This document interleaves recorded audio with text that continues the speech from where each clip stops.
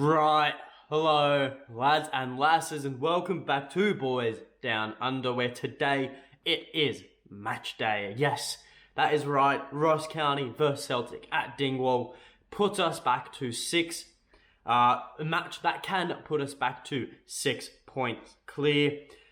Yes please, and thank you. I'd happily take an easy 3 points tonight, but let's break down the match. But before we do that though, if you are watching these videos and you are enjoying them, please consider liking the video and please consider subscribing as well. It is the best way to help support me and help support the channel, and I'm appreciative of all of you who do that. But without further ado, let's get into it. So, yeah, Celtic travelled back to Dingwall for the first time in a while. The last time we were at Dingwall, I'm sure none of you will forget, one of the moments of the season happened with Tony Ralston's 96th minute winner, sending the away end into absolute pandemonium. And that all stemmed from what was a poor couple of weeks for Celtic, a poor couple of performances, but that win really meant a lot to us and really has done a lot in the long run for Celtic as well. Look, running into this match though, Celtic in the league have been impeccable.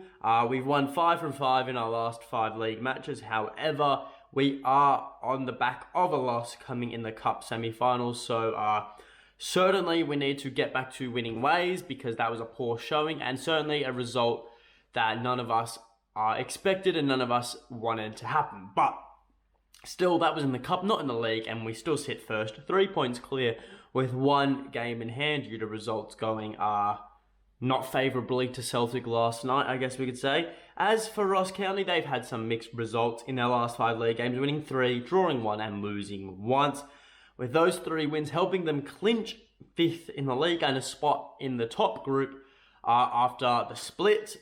And if you don't know what the split is, it's when the league gets split, the 12 teams in the league get split up into 2 divisions. So there's a top seed and a bottom seed, so the top 6 and the bottom 6.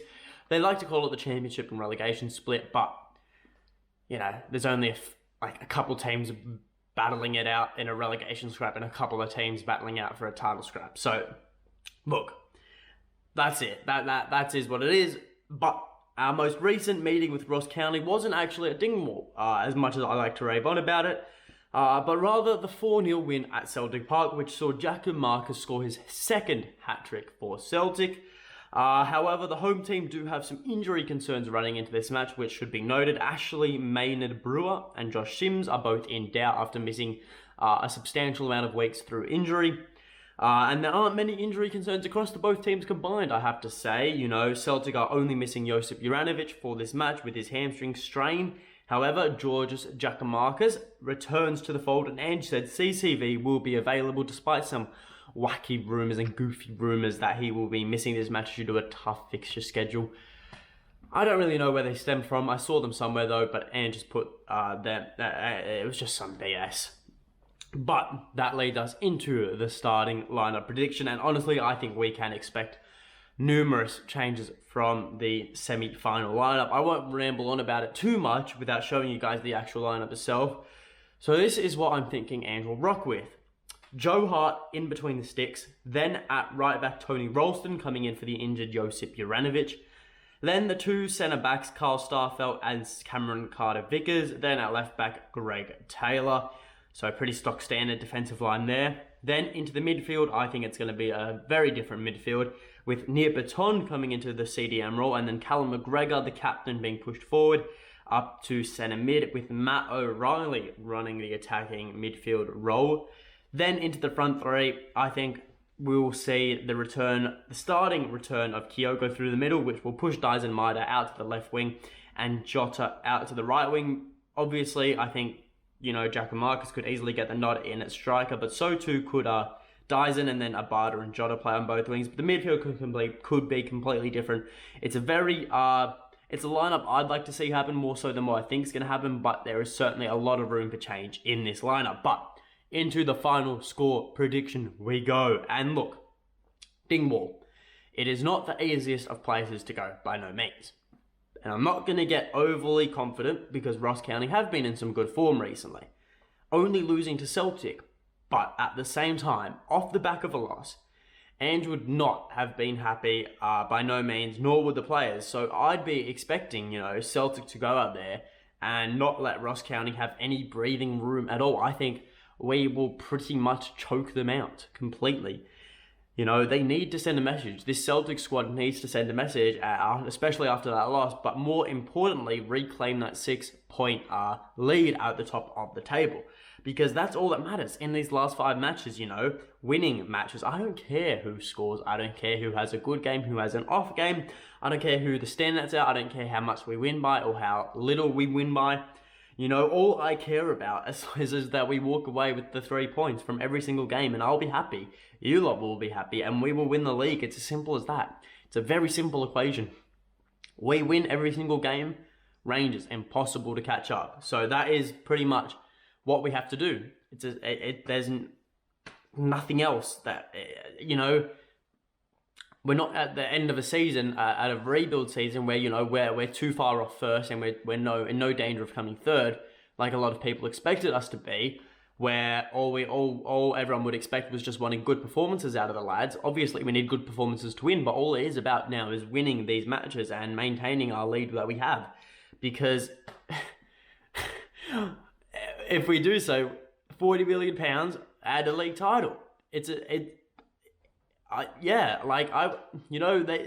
could have a stinker in every single of the last 5 matches, but win every single match, and I wouldn't care as long as we win the match.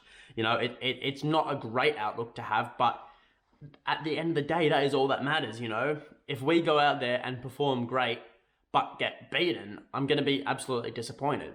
You know, but look, I actually got to do some predicting now. I can't ramble on about how we've just got to win the league. So, look, I think if we have Kyogo or GG up top, there's going to be a guarantee of goals.